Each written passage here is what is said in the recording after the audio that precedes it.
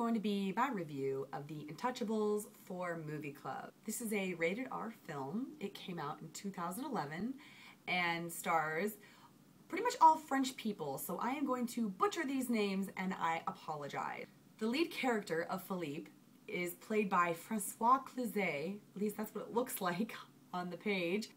The other lead is Driss, and he is played by Omar Sy. This film is based on a true story of a man named Philippe who is an aristocrat and gets into an accident and becomes a quadriplegic. He finds himself in need of a new caretaker and through a chain of events ends up hiring Driss, who is a guy from the projects who's kind of a big built-up guy, Air Jordan style kind of man who really likes Earth, Wind, and Fire for reasons I cannot grasp. They are very much an opposites attract kind of situation, obviously because one is a wealthy aristocrat and the other is a man from the projects. There are a few things to pick up from the story that are kind of why I enjoyed it as much as I did.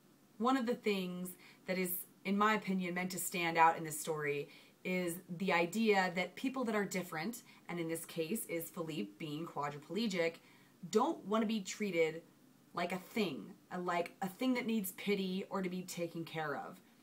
People that are different just want to be treated like people. You see him go through the process of auditioning caretakers at the beginning of the film, and you can see how much disgust he has for these people who have, you know, degrees and all this time studying how to be a caretaker and have zero real life experience treating people like people. That's something that really locked home for me as a person who struggles with things, and sometimes people find out that you're different and treat you like you're different.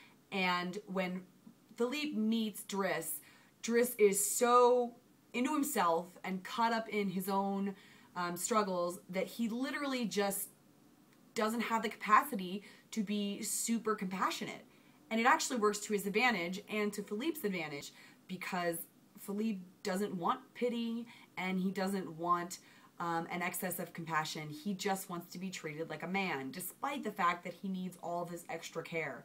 And Driss doesn't even understand why anyone else would act any differently, and creates this awesome relationship between them. I really like the whole opposites attract thing that kind of runs throughout the story, but as you get further in, you find out that Driss also has his own struggles and a backstory, and that despite their problems being completely polar opposite, they both struggled and through their relationship kind of helped each other in really cool ways. Driss brought Philippe kind of out of his shell and helped him achieve more of a life than just kind of checking the mail and being taken care of and feeling apathetic. And Philippe, for Driss, helped him get a little bit of culture and try harder and expect more from himself, and helped Driss move from being a guy just trying to get his benefits from the government to being someone who could take care of himself and realize his potential and become a person that I think, you know, he knew he could be all along and just couldn't find due to his circumstance, which is honestly kind of heartbreaking. I feel like both of their stories are very heartbreaking.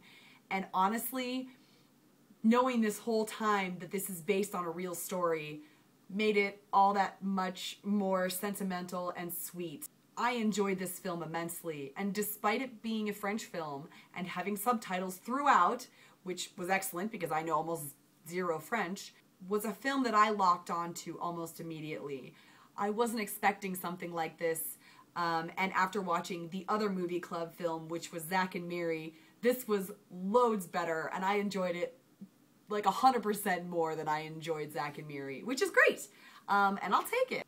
After the film ends, in true based on a true story fashion, they show you the people that the film is based on.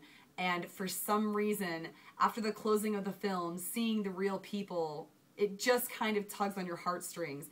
And it made me cry. I'm not gonna lie, I totally cried at the end of this film. And not because it was sad, because the way that it ends kind of stirred up joy inside of me for both of the main characters, and even actually a couple of the side characters. I don't know any French, but I did also learn that whether you're speaking elegantly as an aristocrat or in massive amounts of slang as a guy from the projects, French sounds beautiful. This movie was delightful and a huge surprise, and I'm really glad that Movie Club picked it. I mentioned it to everyone on Facebook that I'm friends with because I want other people to watch this. I haven't enjoyed a film this much in Movie Club since The Truman Show, and I'd already seen that, and this is a brand new film, so great pick. Good job, Movie Club. You just watched Stephanie talk. Don't forget to tell her what you thought. Share and like, maybe subscribe. Stephanie will see you all next time.